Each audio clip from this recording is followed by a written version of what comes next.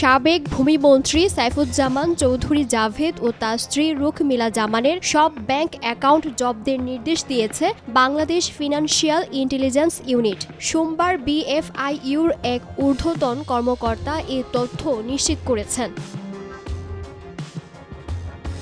ব্যাংকগুলোকে দেওয়া এক চিঠিতে বিএফআইইউ জাভেদ ও তার স্ত্রীর নামে থাকা ব্যক্তিগত বা ব্যবসায়িক অ্যাকাউন্ট থেকে সব ধরনের টাকা উত্তোলন বন্ধ রাখতে বলেছে। বিএফআইইউর চিঠিতে তাদের পরিবারের অন্য সদস্যদের নামে কোনো ব্যাংক অ্যাকাউন্ট থাকলে আগামী ৫ কার্যদিবসের মধ্যে তা জানাতে বলা হয়েছে। অনুসন্ধানে দেখা যায় যুক্তরাজ্যে তার অন্তত ২৬০টি সম্পত্তি রয়েছে।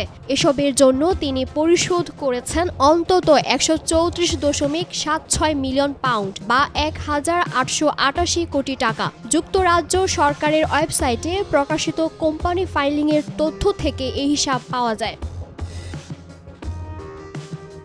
আওয়ামী লীগের ৩ বারের সংসদ সদস্য সাইফুজ্জামান চৌধুরী জাভেদ যুক্তরাজ্যের সম্পদের বিপরীতে আরও অন্তত ৫৩৭টি সম্পত্তি মর্টগেজ রেখেছেন। সম্পদগুলোর বেশিরভাগই লন্ডনে। দিলুর বাতন্নি, ভোরের পাতা।